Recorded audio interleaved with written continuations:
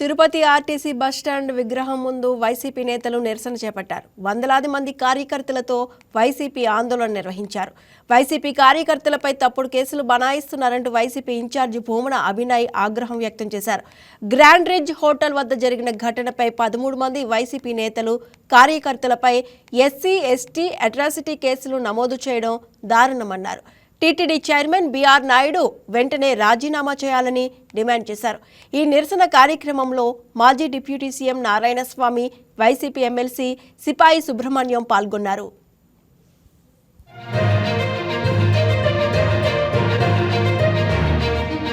BR Naidu గారికి నా విజ్ఞప్తి ఏమంటే, నువ్వు ఎన్ని మందితోనే ఉండు, అదేం మాకు సంబంధాలు లేవు, కానీ పవిత్రమైన దేవాలయంలో ఇటువంటి చేష్టలు చేయటం చాలా తప్పు.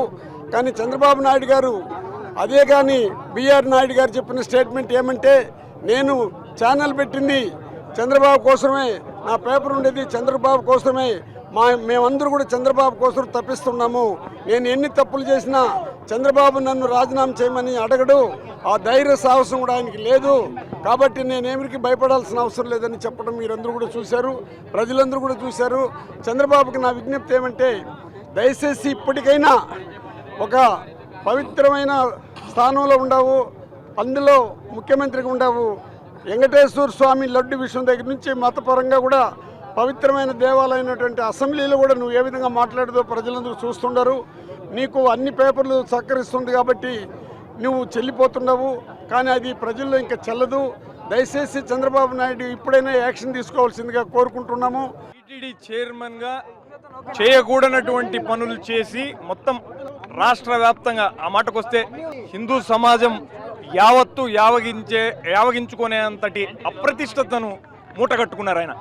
ఈ నేపథ్యంలో ఆయన నిన్న బస చేసినటువంటి హోటల్ వద్ద వైఎస్ఆర్ కాంగ్రెస్ పార్టీ నాయకులు గుమికూడి వైఎస్ఆర్ కాంగ్రెస్ పార్టీ మహిళా విభాగం, యోజన విభాగం నేతలు ఫ్లెక్సీలు ప్రదర్శించి మీరు రాజీనామా చేయాలి, ఈ డిమాండ్ రాష్ట్ర వ్యాప్తంగా ఉంది అన్న విషయాన్ని ప్రదర్శిస్తే సహించలేక రౌడీ మూకలను పంపించి వాళ్ళ మీద భౌతిక దాడులు చేశారు. మహిళల కదవులను రక్కి వాళ్ళ చేతుల్ని వెనక్కి తిప్పి కొట్టి చితకబాది చొక్కాలు చించి, పైగా మొత్తం అంతా ఘటన పోలీసు సమక్షంలోనే జరిగింది.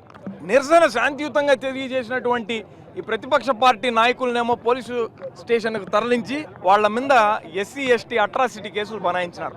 ఇప్పుడు కోర్టుకు తీసుకుపోతున్నారు. వీళ్ళని కొట్టినటువంటి వాళ్ళ మీద మాత్రం తూతు మంత్రంగా కేసులు పెట్టి వాళ్ళ మీద ఏ చర్యలు లేవు. అసలు ఏం జరుగుతోంది? లోకేష్ చెప్పినట్టుగా రెడ్ బుక్ రాజ్యాంగం మాత్రమే. Please subscribe to YK TV Network. Please subscribe to YK TV. Please watch YK News. Subscribe to YK TV. Please subscribe to YK TV.